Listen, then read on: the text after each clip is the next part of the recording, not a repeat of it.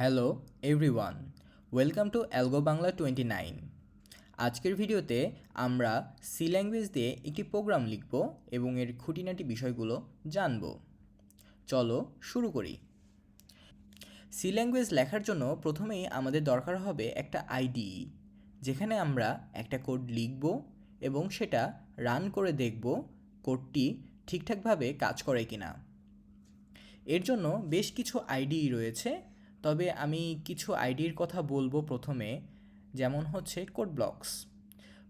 গুগলে গিয়ে code blocks search করলেই বিভিন্ন ওয়েবসাইট চলে আসবে। প্রথমেই কোড ব্লকসের অফিসিয়াল ওয়েবসাইট চলে আসছে www.codeblocks.org।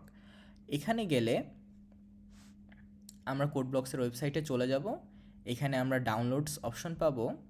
এখান থেকে নিচে আসলে বাইনারি রিলিজ। যারা উইন্ডোজ 64 বিট ব্যবহার করো তাদের জন্য প্রথমেই কোড ব্লকস 20.03 setup.exe একটা ফাইল রয়েছে। এটি ডাউনলোড করে ইনস্টল করে নিলেই আমরা আমাদের কোড লিখতে পারবো এবং সেখানে রান করে দেখতে পারবো। ডাউনলোড করার জন্য fossHub অথবা sourceforget.net থেকে আমরা ডাউনলোড করতে পারবো। যারা লিনাক্স ব্যবহার করো তারা তাদের অপারেটিং সিস্টেমের ভার্সন অনুসারে তোমরা এই fossHub অথবা sourceforget.net থেকে ডাউনলোড করতে পারবে। তবে এখানে একটি বিষয়, যারা ম্যাকবুক ব্যবহার করো তাদের জন্য কিন্তু এই কোড ব্লকস কাজ করবে না। কোড ব্লকস পূর্ববর্তী ম্যাকবুকের ভার্সনগুলোর জন্য আপডেট করা হতো, কিন্তু বর্তমানে এটা আর আপডেট করা হয় না। এর জন্য দুশ্চিন্তার কারণ নেই। এর জন্য রয়েছে ভিজুয়াল স্টুডিও কোড। তোমরা ভিজুয়াল স্টুডিও কোডস এর ওয়েবসাইটে আসলেই তোমরা ডাউনলোডস অপশন পেয়ে যাবে। তোমরা চাইলেও অনলাইনেও তোমরা একটি সি ল্যাঙ্গুয়েজের কোড কম্পাইল করে রান করতে পারো। এর জন্য অনলাইন সি কম্পাইলার লিখে তোমরা যদি গুগলে সার্চ করো তাহলে তোমরা অনেক ওয়েবসাইট পেয়ে যাবে। আমরা প্রথম ওয়েবসাইটটি দেখি, প্রোগ্রামিজ। এই যে দেখো, এখানে দেখতে পাচ্ছ main.c। আমরা মূলত এখানেই কোড করব এবং কোড করার পর আমরা যদি এই রান বাটনে ক্লিক করি তাহলে আমরা এখানে আউটপুট দেখতে পাবো।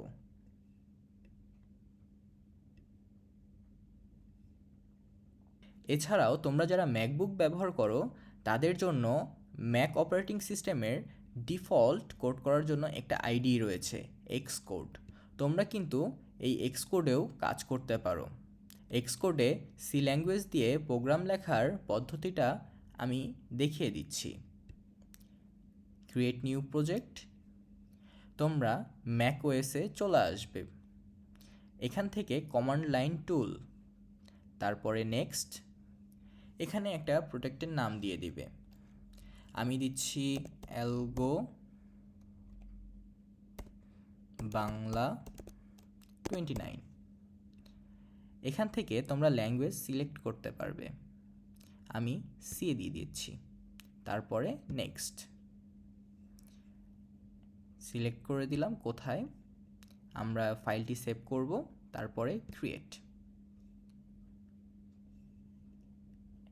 এরপরে এই যে ফাইল ক্রিয়েট হয়ে গেছে, এখন main.c এই যে ফাইলটি রয়েছে এখানে ক্লিক করলেই আমরা আমাদের আইডিইতে চলে আসব। এখানেই মূলত আমরা আমাদের কোড করতে পারবো।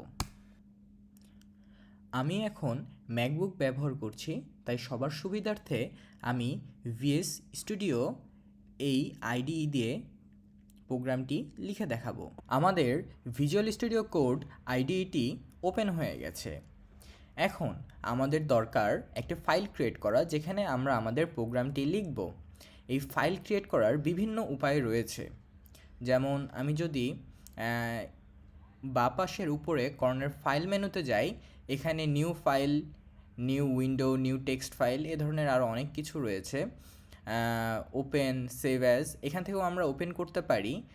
আবার open visual studio code ID open হওয়ার সাথে সাথেই যে উইন্ডোটি রয়েছে এখানে নিউ ফাইলের একটা অপশন রয়েছে, আমরা এখান থেকেও একটা ফাইল ওপেন করতে পারি। অথবা আমরা যদি কিবোর্ড দিয়ে করতে চাই তাহলে কমান্ড শিফট এবং এন এই 3টি বাটন একসাথে প্রেস করলে নিউ ফাইল ওপেন হয়ে যাবে। তো আমি ফাইল থেকে একটা নতুন একটা ফাইল ক্রিয়েট করি, নিউ ফাইল, টেক্সট ফাইল। এখানে পাইথন ফাইল রয়েছে, আরও অনেক ফাইল রয়েছে। আমি একটা টেক্সট ফাইল ক্রিয়েট করি, টেক্সট ফাইল। আচ্ছা, এখানে লেখা দেখাচ্ছে সিলেক্ট ল্যাঙ্গুয়েজ আর ফিল উইথ টেমপ্লেট। আচ্ছা, আমি সিলেক্ট ল্যাঙ্গুয়েজ একটা সিলেক্ট করি, যেমন আমি এখন সি ল্যাঙ্গুয়েজ দিয়ে আমাদের প্রোগ্রামটি লিখব।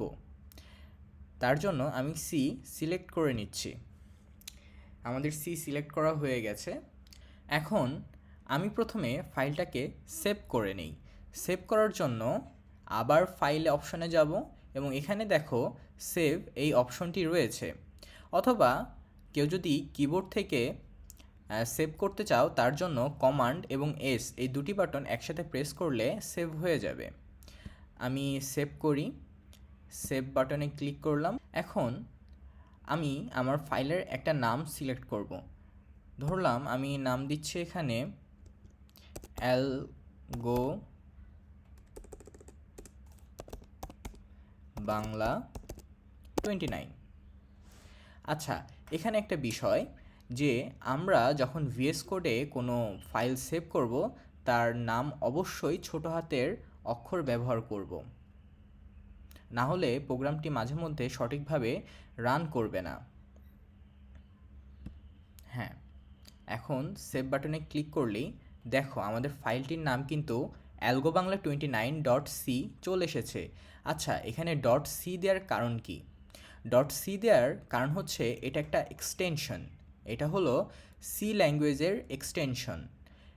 কম্পিউটারে .c এই এক্সটেনশনটা দেখলেই বোঝা যায় এই ফাইলটি বা সেই সফটওয়্যারটা সি ল্যাঙ্গুয়েজ দিয়ে ডেভেলপ করা হয়েছে বা সি ল্যাঙ্গুয়েজের জন্য ডেভেলপ করা হয়েছে। এই এক্সটেনশন নিয়ে পরে আরও বিস্তারিত কথা বলবো। তাহলে আমাদের IDE এটা তো প্রোগ্রাম লেখার জন্য প্রস্তুত। চলো লেখা শুরু করি। Hash include stdio.h integer main।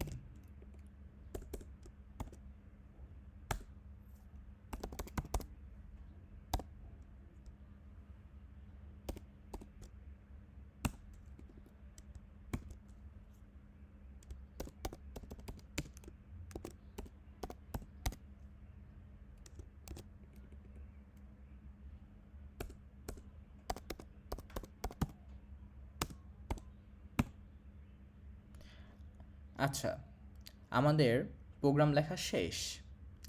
এখন আমরা এটাকে রান করে চালিয়ে দেখব এটা ঠিকঠাকভাবে কাজ করছে কি না। আমরা এই প্রোগ্রামে দেখতে চাচ্ছি আমি যে এই হ্যালো ওয়ার্ল্ডটা লিখেছি, এই লেখাটা সে আমাদের প্রিন্ট করে দেখাতে পারে কিনা, অর্থাৎ আউটপুটে আমরা এই হ্যালো ওয়ার্ল্ড এই লেখাটাই আমরা দেখতে চাচ্ছি। আচ্ছা, চলো রান করি। রান করার জন্য দেখো ডান পাশের উপরে কর্নারে এই দেখো রান কোড। রান কোডে ক্লিক করলেই এই যে নিচে এটাকে বলা হয় টার্মিনাল।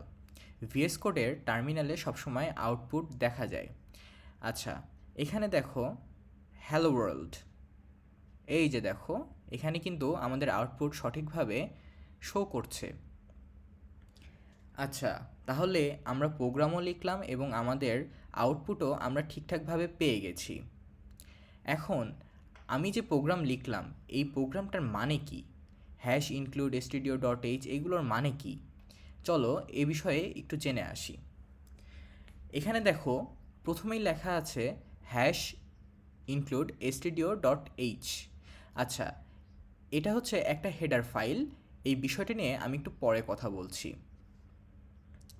তারপরের লাইনে দেখো লেখা আছে int, তারপরে মেইন, তারপরে হচ্ছে প্রথম বন্ধনী। আচ্ছা, এই int এটা দিয়ে বোঝায় ইন্টিজার। এই ইন্টিজার এটা হচ্ছে একটা কিওয়ার্ড। এটা নিয়েও একটু পরে আমি কথা বলবো বা পরবর্তী ভিডিওতে এ নিয়ে আরও বিস্তারিত কথা বলবো। তারপরে দেখো লেখা আছে মেইন এবং তারপরে প্রথম বন্ধনী। আচ্ছা, এই মেইন, এই যে প্রথম বন্ধনী সহ মেইন লেখাটা, এটাকে বলা হয় ফাংশন। Main function. আমাদের এই প্রোগ্রামে যত কিছু থাকবে, যত আমরা নির্দেশনা দেব এই প্রোগ্রামে, সব নির্দেশনা এই মেইন ফাংশনের মধ্যে এক্সিকিউট হবে। এই মেইন ফাংশনের মতো আরও অনেক ফাংশন রয়েছে সি ল্যাঙ্গুয়েজে। সেই ফাংশনগুলো নিয়েও পরবর্তী ভিডিওতে আরও বিস্তারিত আলোচনা করব। তবে আমরা যখন কোড লিখব তখন আমাদের কম্পিউটার প্রথমে মেইন ফাংশন থেকেই আমাদের যেই নির্দেশনাগুলো আমরা লিখেছি সেটাই পড়া শুরু করবে। আচ্ছা, মেইন ফাংশনের পরে দেখো রয়েছে দ্বিতীয় বন্ধনী। এই দ্বিতীয় বন্ধনীর মধ্যে আমরা দেখো কিছু নির্দেশনা দিয়েছি, অর্থাৎ এটা হচ্ছে মেইন ফাংশন। মেইন ফাংশনের যে নির্দেশনাগুলো সেটা এই দ্বিতীয় বন্ধনীর মধ্যে আমরা লিখে থাকি। এই দেখো প্রথমেই লিখেছি প্রিন্ট এফ, তারপরে দেখো প্রথম বন্ধনী, তার মধ্যে লিখেছি হ্যালো ওয়ার্ল্ড, এবং সব শেষে লাইনের শেষে দেখো লিখেছি একটা সেমিকোলন। এই প্রিন্ট এফ হচ্ছে একটা ফাংশন, এটা হচ্ছে আউটপুট দেখানোর একটা ফাংশন। এই দেখো প্রিন্ট এফের মধ্যে প্রথম বন্ধনীর মধ্যে দেখো লিখেছি হ্যালো ওয়ার্ল্ড, অর্থাৎ আমি হ্যালো ওয়ার্ল্ড এই লেখাটা আউটপুটে দেখাতে চাই। এই দেখো আমরা আউটপুটে কিন্তু হ্যালো ওয়ার্ল্ড এই লেখাটা দেখতে পাচ্ছি, অর্থাৎ প্রিন্টএফ হলো একটা আউটপুট দেখানোর ফাংশন। এবং সবশেষে দেখো রয়েছে একটা সেমিকোলন। এই সেমিকোলন দেওয়ার মানে কি? এই সেমিকোলন হচ্ছে আমি যে নির্দেশনাটা দিয়েছি সেই নির্দেশনাটা শেষ হয়েছে কিনা সেটা নির্দেশ করে, অর্থাৎ প্রত্যেকটা নির্দেশনা দেওয়ার পর একটা করে সেমিকোলন ব্যবহার করব আমরা। এই তো গেল সেমিকোলন। এরপরে নিচের লাইনে দেখো রিটার্ন 0। এই রিটার্ন 0-র অর্থ কী? রিটার্ন 0-র অর্থ হচ্ছে আমরা আমাদের প্রোগ্রামটা সফলভাবে শেষ করেছি। এটা নিয়েও পরে বিস্তারিত আলোচনা হবে যে রিটার্ন 0 না হয়ে এটা অন্য কিছু হইলে কি হতে পারে, এগুলো নিয়ে পরে আমরা আলোচনা করব। বেসিক হিসেবে আমাদের এটুকুই জানাই যথেষ্ট। এবং রিটার্ন 0-র পরে দেখো একটা সেমিকোলন, অর্থাৎ এই প্রোগ্রাম শেষ। আচ্ছা, এখন এই সব কথা তো হলো। এখন উপরে দেখো রয়েছে হেডার ফাইল হ্যাশ ইনক্লুড। আচ্ছা, তারপরে দেখো stdio.h। এই stdio.h, আচ্ছা আমরা যেরকম বলেছিলাম .c মানে সি ফাংশনের সি ল্যাঙ্গুয়েজের এক্সটেনশন, তেমনি .h মানে হচ্ছে এটা একটা হেডার ফাইল, অর্থাৎ হেডার ফাইলের এক্সটেনশনে .h ব্যবহার করব। তার আগে রয়েছে দেখো stdio, অর্থাৎ এর পূর্ণরূপ হচ্ছে standard input output dot header file. Standard input output, অর্থাৎ এইখানে যে হেডার ফাইলটা রয়েছে, যত আমরা প্রোগ্রামের মধ্যে যত ইনপুট এবং আউটপুট ফাংশন নিয়ে কাজ করব তার সব কিছু এই হেডার ফাইলে সংযুক্ত থাকবে। এবং হেডার ফাইলটাকে এই প্রোগ্রামে সংযুক্ত করার জন্য প্রথমে আমরা নিয়েছি দেখো হ্যাশ ইনক্লুড। এরকম আরও অনেক হেডার ফাইল রয়েছে সি ল্যাঙ্গুয়েজে। সেসব হেডার ফাইল যদি আমরা এখানে সংযুক্ত করতে চাই তাহলে অবশ্যই সেসব হেডার ফাইলের আগে আমাদের হ্যাশ ইনক্লুড এই কথাটা ব্যবহার করতে হবে। সব কিছু তো বোঝা হলো। এখন তুমি এই প্রোগ্রামটা লিখে দেখো তুমি প্রোগ্রামটা সফলভাবে রান করতে পেরেছো কি না। যদি তোমার প্রোগ্রামের আউটপুট সঠিকভাবে দেখায় তাহলে তোমাকে অভিনন্দন, প্রোগ্রামিং জগতে তোমাকে স্বাগতম। বর্তমানে যত বড় বড় প্রোগ্রামাররা রয়েছে তারা সকলেই একসময় এই হ্যালো ওয়ার্ল্ড এই লেখাটা প্রিন্ট করেই কিন্তু তারা প্রোগ্রামিং জগতে প্রবেশ করেছিল। পরে আস্তে আস্তে তাদের ধৈর্য এবং তাদের পরিশ্রমের তারা বড় বড় পর্যায়ে রয়েছে। সুতরাং তুমি যদি নিজেকে একজন বড় প্রোগ্রামার হিসেবে গড়ে তুলতে চাও তাহলে তোমাকে অবশ্যই ধৈর্য থাকতে হবে এবং নিয়মিত এই প্রোগ্রামিংয়ের সাথে থাকতে হবে। আচ্ছা, অনেক কথা তো হলো। এবার তোমাকে যদি বলি তুমি কি তোমার নাম প্রিন্ট করে দেখাতে পারবে? যদি নিজের নাম প্রিন্ট করে দেখাতে পারো তাহলে অবশ্যই কমেন্টে জানাও। কারো যদি বুঝতে সমস্যা হয় তাহলে ভিডিওটি আবার দেখো, আর কেউ যদি কোনো সমস্যায় পড়ো তাহলে অবশ্যই কমেন্টে জানাও। আমরা সকলের সমস্যার সমাধান করার চেষ্টা করব। আজকের মতো ভিডিও এই পর্যন্তই। আমার ভিডিওটি যদি তোমাদের ভালো লাগে তাহলে আমাদের চ্যানেলটিকে তোমরা সাবস্ক্রাইব করে রাখতে পারো। ধন্যবাদ তোমাদেরকে।